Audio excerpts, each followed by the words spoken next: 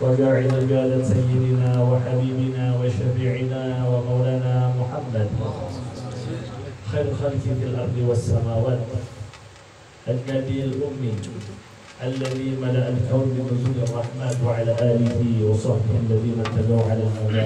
أما بعد. Alhamdulillah, pertama dan paling utama mari kita panjatkan puji syukur kita atas hadirat Allah Subhanahu wa taala yang alhamdulillah dengan sebab taufik serta hidayahnya Allah Subhanahu wa taala telah meringankan langkah kaki kita, menggerakkan jiwa sanubari kita untuk dapat berkumpul bersama-sama, yaitu yang pertama adalah di dalam rangka memperingati kelahiran manusia yang paling mulia yaitu Rasulullah Shallallahu Alaihi Wasallam, juga di dalam rangka silaturahim yang mudah-mudahan apapun yang kita upayakan menuju rumah ini, menuju majelis ini, setiap langkah yang kita pijakan menuju tempat ini, semoga Allah Ta'ala gantikan dengan pahala yang berlipat ganda, dan semoga menjadi penggugur daripada segala dosa-dosa dan kesalahan kita. Dan mudah-mudahan sebab kita berkumpul pada malam hari ini, Allah Ta'ala kelak mengumpulkan kita di yaumil qiyamah bersama baginda Nabi besar Muhammad Sallallahu Alaihi Wasallam. Dan tak lupa juga apabila di antara kita yang sedang sakit, mudah-mudahan berkat kita berkumpul malam hari ini Allah Ta'ala angkat penyakitnya, Allah Ta'ala berikan kesembuhan kepadanya, dan Allah Ta'ala kabulkan segala hajat-hajatnya, hajat dunia bil maisarah wa hajatul akhirah bil maghfirah. Amin Allahumma amin. Salawat dan salam tak lupa kita peruntukkan kepada teladan kita, kesayangan kita, kekasih kita Nabi besar Muhammad Sallallahu Alaihi Wasallam, yang juga mudah-mudahan salawat itu pula senantiasa tercurah limpahkan untuk segenap keluarganya, kepada para sahabatnya, kepada para tabi'in, juga kepada atba'ut tabi'in, serta kepada kita semua selaku umatnya. Amin Allahumma amin. Dan tak lupa juga Al-Bagir berterima kasih kepada akhina Sofyan yang wasilah beliau Al-Bagir bisa bersilaturahim ke Cirebon ini. Masya Allah, kumpul ada cucu Nabi SAW, ada para kiai, yakni ada Habib Hasan Syafiq bin Syihabuddin, ada juga Kiai Salahuddin, ada juga Kiai Ahmad Hasan, ya Masya Allah, Kiai Haji Jamal, Masya Allah, berkat wasilah beliau alhamdulillah Al-Bagir dapat bersilaturahim ke Cirebon. Mudah-mudahan kedatangan Al-Bagir ke sini bisa menjadi terus-menerus setiap tahunnya. Amin Allahumma amin.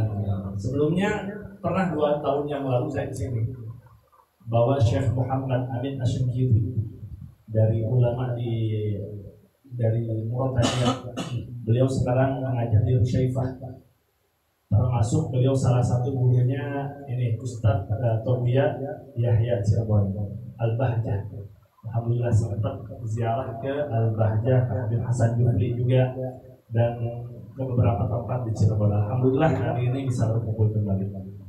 Hadirin yang dimuliakan oleh Allah Subhanahu wa taala, malam hari ini kita menyongsong tema memperingati Maulid Nabi besar Muhammad Sallallahu Alaihi Wasallam. Saya agak bingung di Cirebon ini bahasa Jawa atau Sunda? Jawa. Sebagian tadi di naik Grab buat lancar bahasa Sundanya. Campur-campur mungkin ya, sebagian dari Sunda juga ya. Tapi Indonesia aja ya. Hari ini kita memperingati Maulid. Ya. Maulid atau maulud sama aja, intinya adalah mengagungkan syiar Nabi Muhammad. Kalau maulid mungkin masdar ini dari kata walada yalidu, artinya waktu lahirnya kanjeng Nabi Muhammad Sallallahu Alaihi Wasallam disebut dengan kata maulud. Adapun maulud adalah zat yang dilahirkan pada bulan maulid ini atau pada bulan Rabiul Awal yang sudah lewat memang. Ya, adalah Rasulullah Sallallahu Alaihi Wasallam. Orang yang suka maulid berarti dia senang dengan kelahiran Nabi. Orang yang cinta maulud berarti dia senang dengan adanya Nabi Muhammad Sallallahu Alaihi Wasallam. Orang yang nggak suka keduanya, wallahu a'lam. Ya, mungkin belum dibukakan hidayah. Walhasil mau maulid mau maulud intinya sama, adalah mengagungkan ajaran Allah, mengagungkan syiar Nabi Muhammad sallallahu alaihi wasallam. Ustaz, saya maulid mau ngapain? Kumpulin anak yatim. Kebenaran ada rezeki lebih. Saya kumpulin jajarin anak yatim, menyantuni mereka. Makanya maulid bukan? Maulid karena intinya adalah mengagungkan ajaran Allah, ajaran Nabi Muhammad sallallahu alaihi wasallam. Ustaz, saya mau kumpulin bulan maulid ngapain? Saya telepon sanak famili, saya telepon keluarga, teman-teman kerabat semua yang jauh yang dekat saya kumpulin ngapain? Kumpul bareng-bareng silaturahim, kemudian undang seorang ajengan, seorang habib untuk apa? Untuk ngaji, untuk belajar, untuk mendengarkan sejarah Nabi Muhammad. Maka ini disebut maulid juga, ya, karena intinya mengenalkan kita kepada Nabi Muhammad sallallahu alaihi wasallam. Atau Ustaz, saya nggak begitu, saya kumpulin semua sanak famili, saudara, tetangga, saya panggil semua ngapain? Membaca syair, bersolawat kepada Rasulullah, membaca sejarah Rasulullah. Tadi yang kita baca adalah sejarah Nabi Muhammad, cuman sayang nggak ada translate-nya, jadi kita kurang paham. Tapi kalau tanya sama ajangan sama Habib, insya Allah paham. Ya, ini adalah semua dari awal buku tafsir Durarnya Al-Habib Ali bin Muhammad bin Husain bin Abdullah bin Syekh Al-Habashi, atau kitab Barzanji Saraful Anam Syekh Ja'far Al-Madani, atau mau kitabnya juga Ad-Diya'ul Lami karya Al-Habib Umar bin Muhammad bin Salim bin Hafiz, atau mau kitab Ad-Dibai Syekh Abdurrahman Ad-Dibai, atau yang mau bentuknya nazoman yaitu seperti Al-Imam Busiri Al-Burdah. Intinya semua itu memuji Nabi Muhammad, semuanya mengagungkan Nabi Muhammad. Tapi pada hakikatnya dikatakan madahtu Muhammadan biqasidati walakin mudiha qasidati bi Muhammad. Sesungguhnya aku itu bukan memuji Nabi Muhammad dengan syairku, tidak. Aku tidak sedang memuji Rasulullah dengan tulisanku, tidak. Karena sejatinya tulisankulah, syairkulah yang menjadi terpuji, karena syairku ini diperuntukkan untuk makhluk yang paling terpuji, yaitu Nabi kita Muhammad sallallahu alaihi wasallam. Habib Ali Habsyi naik pangkat derajatnya di hadapan Allah Subhanahu wa taala. Kenapa? Karena beliau mengkaitkan diri beliau. Beliau menggabungkan atau menghubungkan diri beliau dengan Rasulullah sallallahu alaihi wasallam, sehingga besar beliau, sehingga dimuliakan beliau. Belum lama ini haul di Solo, ya, haulnya daripada pengarang kitab Maulid Sirtun Habib Ali Al-Habsyi. Wah, begitu pula kita kumpul di sini bukan kita hebat, bukan kita luar biasa, karena kita di sini ingin menghubungkan diri kita dengan Rasulullah. Kita bersolawat kepada Rasulullah, kita kirimin salam kepada Rasulullah sallallahu alaihi wasallam. Lamma da'allah da'ina li ta'atihi bi aqrabir rusuli kunna aqrabal umami. Kita hebat karena kita disandingkan nempel kepada Rasulullah. Wallah, andai kata hari ini kita nggak ngumpul, nggak ada satupun yang solawat, nggak ada satupun yang kirim salam kepada Rasulullah, sedikit pun tidak akan mengurangi derajat Nabi Muhammad. Apalah arti sholawat seorang makhluk apabila sang Khalik sudah bersolawat kepada Rasulullah. Betul atau betul? Kalau Allah sudah sholawat kepada Nabi Muhammad, apalah arti sholawat kita? Rahmat dari Allah Ta'ala kepada Rasulullah. Malaikat sudah sholawat kepada Nabi Muhammad, maghfirah, andai Nabi punya dosa, cuma nggak punya dosa Nabi Muhammad, maksum. Lalu apa faedah daripada sholawat kita? Apa Nabi ngambil untung dari sholawat kita? Enggak sama sekali. Melainkan lisan kita yang jadi mulia, hati kita yang jadi mulia, setiap langkah kaki kita menjadi mulia, dicatat sama Allah Subhanahu wa taala. Ini hamba Allah yang mau sholawat. Ini umatmu yang senantiasa sholawat kepada Rasulullah sallallahu alaihi wasallam. Jadi intinya mau maulid, mau maulud boleh, syiarnya seperti apa boleh, mau ngaji lebih bagus lagi. Ya, kebanyakan orang maulid ketika bulan maulid marhaban di mana-mana. Setiap tempat di Bandung itu sini maulid, sini maulid, sini maulid. Apalagi ke Banjarmasin. Saya orang Banjarmasin aslinya. Orang tua saya orang Martapura. Cuma saya lahir di Bandung, besar di Bandung. Kalau di sana tiap jam bisa maulid, sini maulid, maulid, maulid, maulid. Tapi kita dapat yang esensi dari maulid tersebut. Apa jangan-jangan kita maulid cuma sekedar baca rawi, rame-rame hadroh, tapi pulang kita nggak bawa Nabi Muhammad. Kita lupa dengan apa ajaran Nabi Muhammad. Mungkin malam hari ini, insya Allah sama teman-teman di Cirebon ini, ya sama jamaah di Cirebon, masya Allah. Punten ya Pak Kiai. Ibit mau ngajak merenung, boleh nggak? Boleh nggak merenung hari ini? Malam ini kita merenung, siap? Siap merenung yang di belakang? Oke, masya Allah. Saya mau nanya, sehari Allah Ta'ala memberikan kita fasilitas berapa jam satu hari? 24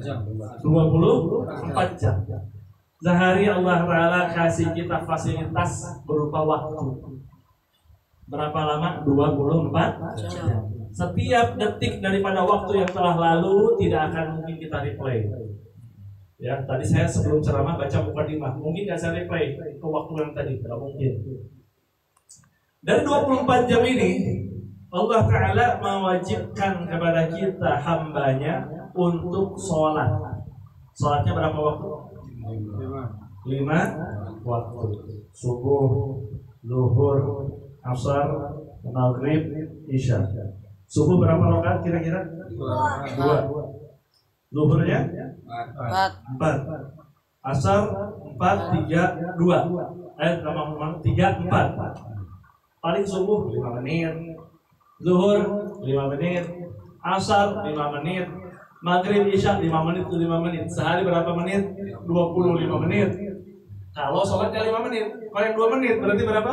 Sehari cuma 10 menit untuk menghambakan diri sujud kepada Allah Subhanahu wa Ta'ala.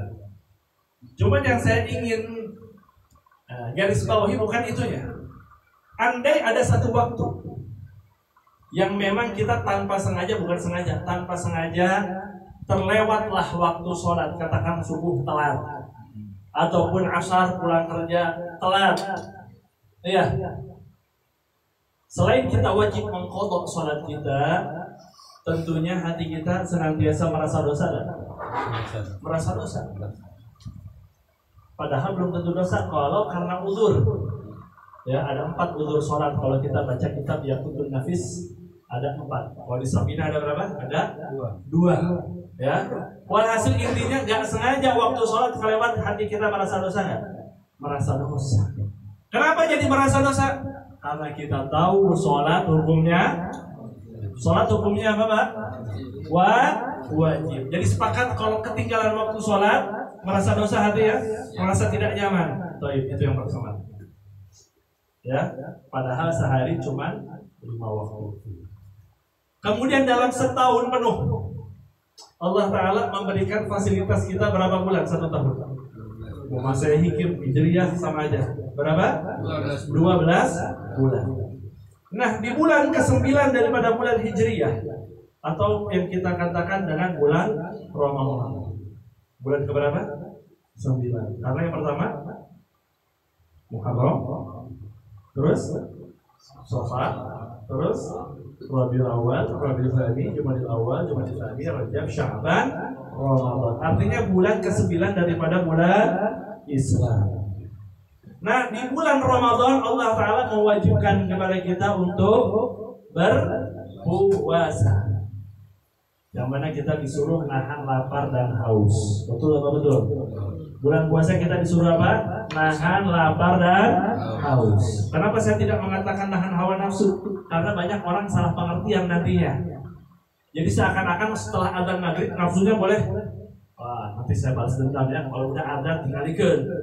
Nanti kalau wes adzan saya mau balas dendam. Jadi seakan-akan hawa nafsu itu pas puasa doang. Padahal di luar bulan puasa kita wajib menjaga hawa nafsu. Baik, yang jadi bahan pemikiran saya, kita dalam 1 tahun diwajibkan puasa oleh Allah Subhanahu wa Ta'ala. Ya, selain nahan lapar dan haus, menjaga pandangan dan seterusnya.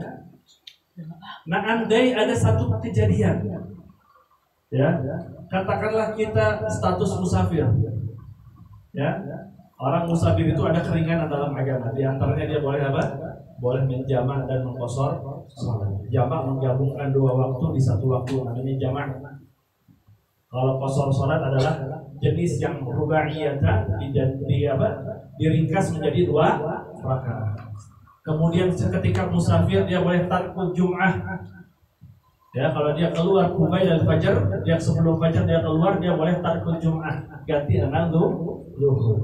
Dalam musafir dia boleh masuk alal khufain 3 ayyam bilayalihinna. Ya, dia boleh ketika berwudu dia menyapu akan sepatunya, nanti dengan syarat dan ketentuan. Dan di dalam musafir juga orang boleh buka puasa. Ya, ketika status orang musafir dia boleh buka puasa. Ya, tapi nanti diqadha. Ya, dia boleh, bukan wajib, boleh dia untuk berbuka puasa. Nah, yang jadi pertanyaan, ya, puasanya wajib. Ketika musafir ada keringanan dalam agama, kita boleh berbuka. Yang jadi soal, ketika kita berbuka, ya, katakanlah lagi di luar kota, kira-kira kita nyari warung nasi yang terang-terangan apa yang sembunyi-sembunyi kira-kira? Terang-terangan sembunyi-sembunyi? Kenapa nyari yang sembunyi-sembunyi? Karena malu, hati merasa dosa, padahal ada uzur tidak dosa. Begitu pula sholat, kalau ketiduran kubal sebelum masuk waktu sholat, dosa nggak? Nggak dosa.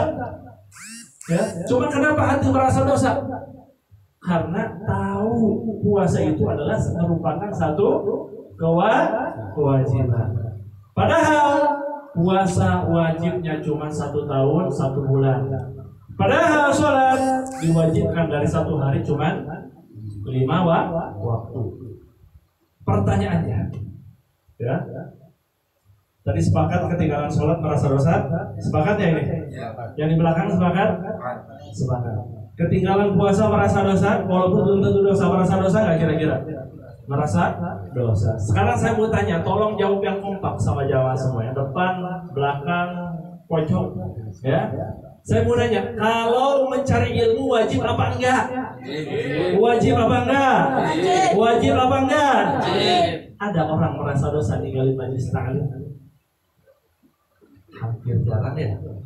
Padahal sholat yang dia lakukan butuh kepada ilmu, puasa yang dia kerjakan butuh kepada ilmu, zakat yang dia keluarkan butuh ilmunya, umroh yang dia kerjakan setiap tahun. Alhamdulillah Ustaz, saya setiap tahun umroh, setiap tahun saya mah haji. Butuh ilmu nggak? Butuh ilmu. Tapi kok ninggalin majelis ilmu biasa-biasa aja? Berarti ada yang salah dalam cara berpikir kita. Al-Imam Ahmad bin Hanbal dalam kitab Shafwatul Zubat beliau mengatakan, wa kullu man bighairi ilmi ya'malu a'maluhu mardudatun la tuqbalu. Siapa orang beramal tanpa ilmu, maka amalnya ditolak, tidak diterima. Yang ngomong bukan saya, ulama besar, yang mana beliau menguji karangannya tersebut, beliau lempar ke dalam air. Ini kalau kitab nggak berkah, jangan ditimbulkan lagi ya Allah. Selesai beliau mengarang, beliau masukin ke dalam air. Taunya timbul lagi. Arti kita berkah. Siapa pengarangnya? Al-Imam Ahmad bin Hanbal. Beliau bilang, setiap orang beramal tanpa ilmu, maka amalnya ditolak, tidak diterima. Padahal saya mau nanya, kewajiban mencari ilmu sama seperti sholatnya? Beda. Kalau sholat sehari cuma 5 waktu.